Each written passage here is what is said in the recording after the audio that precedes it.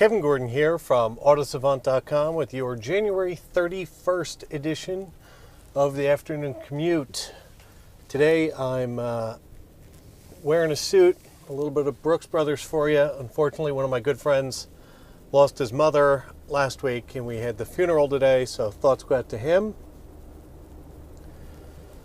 Did want to do a few housekeeping items. One, if you ever have anything that you'd be interested in sharing that you'd like to see covered on the Afternoon Commute, feel free to reach out either through the comments or the site or Twitter, or send me an email at kgordon@autosavant.com. That's KGORDON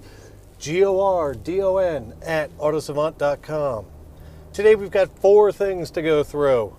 Starting with the price fixing scandal was officially decided in court today, Bloomberg is reporting. This involves 2 companies. The Yaziki, if I'm mutilating that, I apologize, and the Denso corporations got into trouble for price fixing and bid rigging. So what is bid rigging? Bid rigging, by definition, is the practice of submitting a bid that's overly priced and then getting competitors to submit other bids which are either overly priced or have some kind of clause in them that the company that's buying would never sign up for. As a result, they pick the bid from the company that's trying to actually get the business at an elevated price, and everybody suffers. By everybody, I mean the people actually have to buy the products. In this case, they were supplying, thermostat controls, wiring looms, typical, underlying electronic parts for cars purchased through a number of companies in the U.S. Toyota, Chevrolet, Ford, and a few others. The Toyota PR people actually responded to Bloomberg's article and said, if we knew this was going on, of course we wouldn't do it. Fine. So what happens? A few of the people involved in the actual bid rigging are going to jail for weeks up until months, or potentially I think up to 2 years. The standout issue for me is the fact that the current executives, executive directors and board of directors have decided that they will take a pay cut in compensation in the form of 10 to 30% of their compensation for 3 months starting in February. And you really have to feel bad for those guys. That's going to be hundreds of thousands of dollars from their multi-million-dollar salary that they're not going to get as a result of the fact that they robbed a bunch of people out of money by price fixing and bid rigging. It's really a shame.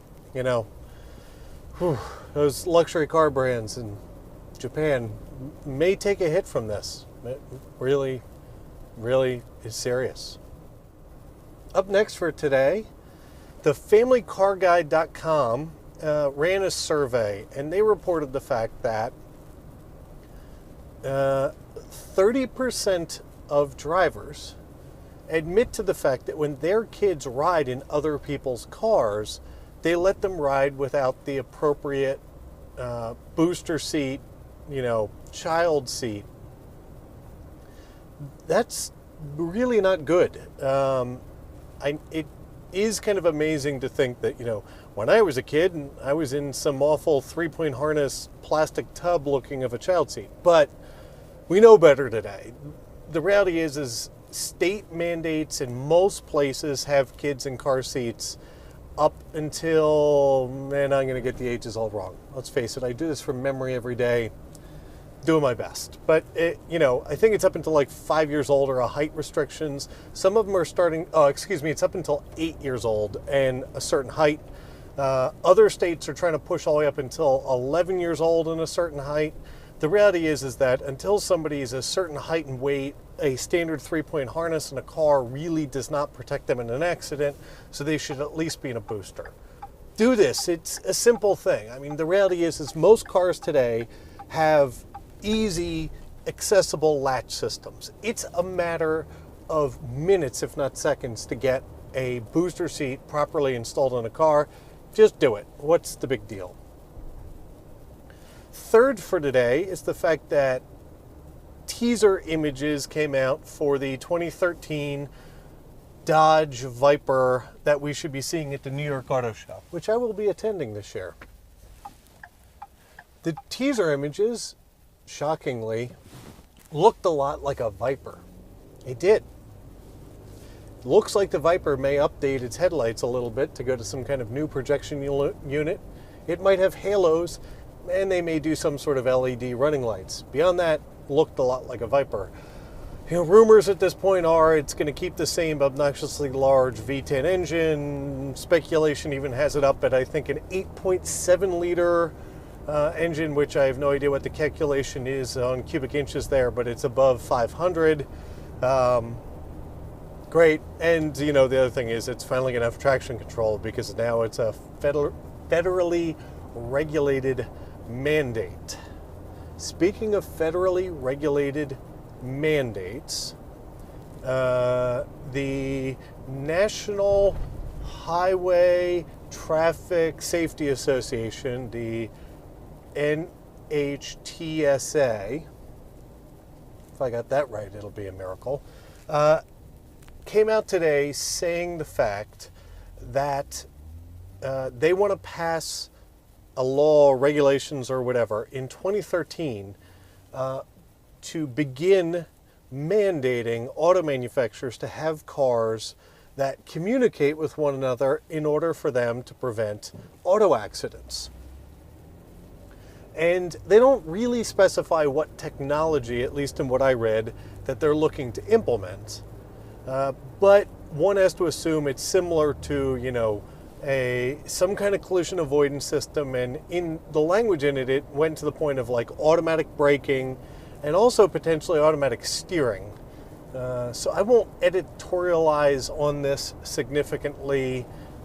If you have comments on whether you think you want your car automatically braking and steering to keep you out of an accident, I leave that up to you in the comments. But a few of the manufacturers did respond to this, which was somewhat interesting. You know, already Volvo has some of this. They have their city safety systems, which is supposed to brake for pedestrians and stop cars. If you've seen the video on the internet of the demonstration they did at their plant, it failed miserably and they smashed a Volvo into a 18-wheeler.